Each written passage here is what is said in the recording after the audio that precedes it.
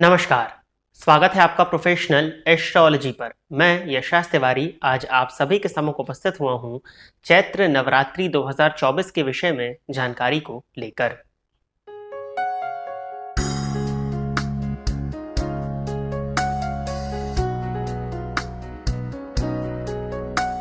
इस वर्ष चैत्र नवरात्रि 9 अप्रैल 2024 से प्रारंभ हो रही है और 17 अप्रैल 2024 तक चलने वाली है, जहां पर हम 17 अप्रैल 2024 के दिन रामनवमी का पर्व मनाने वाले हैं।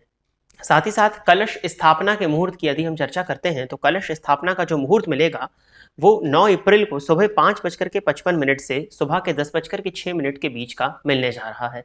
यदि आप इस बीच कलश स्थापना नहीं कर पाते हैं तो आप इस स्थापना को अभिजीत मुहूर्त में भी कर सकते हैं, जो कि सुबह के 11:47 से दोपहर के 12:37 तक का होने वाला है। इस वर्ष चैत्र नवरात्रि, जैसा कि मैंने आपको बताया कि 9 अप्रैल 2024 को प्रारंभ हो रही है और उस दिन मंगलवार है, जिसके चलते माता का आगमन अश्व अर्थात घोड़े पर हो रहा है। और शास्त्र के अकॉर्डिंग यदि माता का आगमन घोड़े पर होता है तो इसको बहुत अच्छा माना नहीं जाता, ये आपदा का संकेत देने वाला होता है।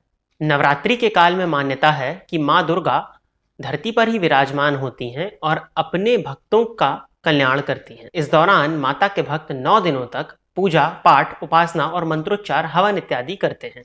हवन से एक चीज और याद आती है कि बहुत से लोग जानते हैं कि जो हवन है वो नवमी तिथि के दिन किया जाता है। वो ठीक जानते हैं, परंतु यदि आप चाहें तो नवरात्रि के 9 दिन आप हवन कर सकते हैं। इससे माँ दुर्गा शीघ्र ही प्रसन्न होती हैं। नवरात्रि के की गई समय में जो साधना की जाती है वो शीघ्र ही सिद्धि प्रदायक होती है। उसके पीछे कारण क्या है? क्योंकि जो माँ दुर्गा है वो इस समय धरती पर ही विराजमान होती हैं और उनकी कृपा बहुत आसानी से मिल जाती है, जिसके चलते जो आपकी साधना है वो शीघ्र ही सिद्धि प्रदायक होती है। आज के इस कार्यक्रम में मैं आप सभी दर्शकों को कुछ मंत्रों के विषय में बताने जा रहा हूं। साथ ही साथ क्या आपकी कामना है, उस कामना के अकॉर्डिंग किस तरह से आपको पूजा करनी चाहिए, इस विषय में भी मैं आपको इस वीडियो में बताने जा रहा हूं। सबसे पहले तो आप में से जो भी दर्शक पहले से किसी मंत्र इत्यादि का जाप करते हैं, किसी तरह की साधना करते हैं, तो उन मंत्रों का जाप आपको अधिकाधिक मात्रा में इस नवरात्रि में करना चाहिए। बहुत से लोग हैं जो माँ मातंगी की साधना करते हैं, तो वो उस मंत्र को इस काल में अधिकाधिक मात्रा में जपने का प्रयास करें। एक संख्या को डिसाइड कर लें और एक समय निकालें, सायंकाल, दोपहर में, सुबह, जब भी आपके पास में होता है, और उस मात्रा को नित्य 9 दिनों तक जपा जाए तो वो मंत्र भी आपका शीघ्र ही सिद्धि प्रदायक हो जाएगा इस समय पर जपने के लिए। जो लोग गायत्री मंत्र इत्यादि का जाप करते हैं वो भी इस समय पे अपने गायत्री मंत्र को अधिकाधिक मात्रा में जपें ताकि वो मंत्र शीघ्र ही सिद्धि प्रदायक हो सके। साथ ही साथ एक चीज और है कि कुछ लोग अखंड दीपक को जलाते हैं। अखंड दीपक को जलाते समय बहुत ज्यादा सावधानी रखने की आवश्यकता होती है। अखंड दीपक जो होता है उसकी देखरेख करने के लिए एक व्यक्ति 9 दिनों तक हमेशा उपस्थित होना चाहिए। अखंड का नाम ही होता है आखंड, यानी कि जो खंडित ना हो। तो 9 दिनों तक यदि आप अखंड दीप को जला रहे हैं तो प्रॉपरली उसकी बत्ती इत्यादि की देखभाल करना, बत्ती को समय समय पर चेंज करना, जो भी आवश्यकता पड़ती है, घी इत्यादि डालने के लिए बत्ती पूरी जल ना जाए, पूरी तरह से एक बालक की तरह, एक बच्चे की तरह अखंड दीप का ध्यान रखना होता है। तो जो लोग अखंड दीपक को प्रज्वलित कर रहे हैं वो इस बात का ध्यान रखें कि वो दीपक खंडित ना हो और बिल्कुल बच्चे की तरह आप उस दिए का ख्याल रखें। अब हम चलते हैं अपने मेन टॉपिक की तरफ कि माता को प्रसन्न करने के लिए क्या करना चाहिए। तो आप चाहें तो नवार्ण मंत्र का जाप भी कर सकते हैं। नवार्ण मंत्र आपको स्क्रीन पर देखने में मिल जाएगा। आप नवार्ण मंत्र का अधिकाधिक मात्रा में जाप करें। 7 माला या 11 माला का संकल्प लेकर के आप 9 दिन तक नवार्ण मंत्र का जाप कर सकते हैं, जिससे आपको देवी की कृपा शीघ्र ही प्राप्त होगी। अब हम आते हैं कामना विशेष पर। तो सबसे ज्यादा परेशानी जो पिछले वर्ष भी देखने में मिली थी, मैंने जब अक्टूबर की नवरात्रि आई थी, शारदीय नवरात्रि आई थी, तब भी इस विषय में बताया था। उसी पॉइंट को मैं यहाँ पर रिपीट करने जा रहा हूँ।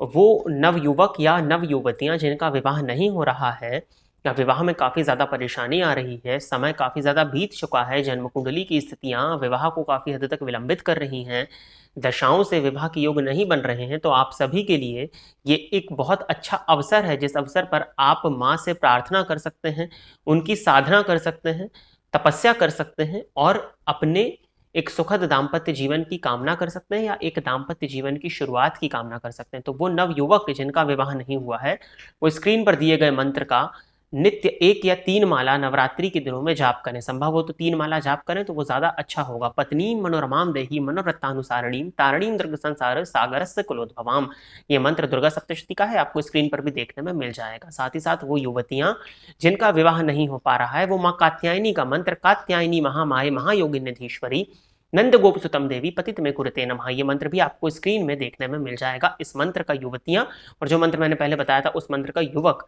अधिक मात्रा में नवरात्रि के काल में जाप करें और मां से प्रार्थना करें ताकि उनका शीघ्र ही विवाह हो सके और एक सुखद दाम्पत्य जीवन की आप कामना कर सकें। यदि आप चाहते हैं, वैसे सभी कोई चाहता है कि उसके जीवन में मंगल ही मंगल हो, तो आप में से आपके परिवार का कोई भी एक सदस्य सर्व मंगल मांगल्ये शिवे सर्वार्थ साधिके शरण्ये त्र्यंबके गौरी नारायणी नमोस्तुते इस मंत्र का नित्य प्रतिदिन नवरात्रि के 9 दिनों में इस मंत्र का एक माला जाप करें। परिवार का कोई एक सदस्य भी करेगा तो भी चल जाएगा। वो संकल्प ले ले कि सभी परिवार की सर्व मंगल की कामना ही तो वो इस मंत्र का जाप कर रहा है।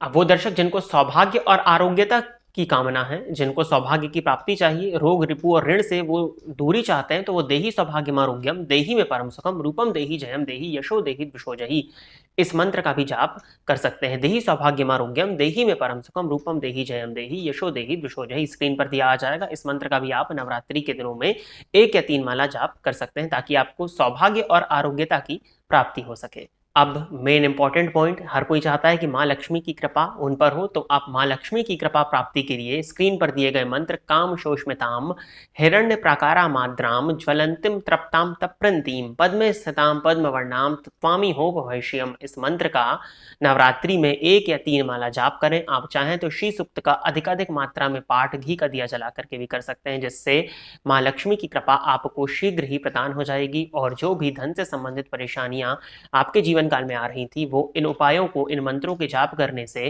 काफी हद तक कम तो हो ही जाएगी। तो आशा करता हूं कि मेरे द्वारा बताए गए मंत्र आप सभी दर्शकों ने नोट कर लिए होंगे। इन मंत्रों से, इन साधना से, इन पूजा पाठ से आपका काफी हद तक लाभ हो सकेगा। माँ दुर्गा के 9 अवतार आपको 9 गुणों शक्ति, खुशी, मानवता, शांति, ज्ञान, भक्ति, नाम, प्रसिद्धि और स्वास्थ्य का आशीर्वाद प्रदान करें। आप सभी दर्शकों को चैत्र नवरात्रि 2024 की हार्दिक शुभकामनाएं। आज के इस कार्यक्रम में बस इतना ही रखते हैं। यदि आपको ये कार्यक्रम पसंद आता है तो आप इस वीडियो को लाइक करिए, साथ ही साथ इस चैनल को सब्सक्राइब करिए और इस कार्यक्रम से आपका कुछ भी लाभ होता है तो आप इस वीडियो को ज्यादा से ज्यादा लोगों के साथ में शेयर करें ताकि और भी लोगों का लाभ हो सके और उसका माध्यम आप बने। आज के इस कार्यक्रम में बस इतना ही रखते हैं। नमस्कार।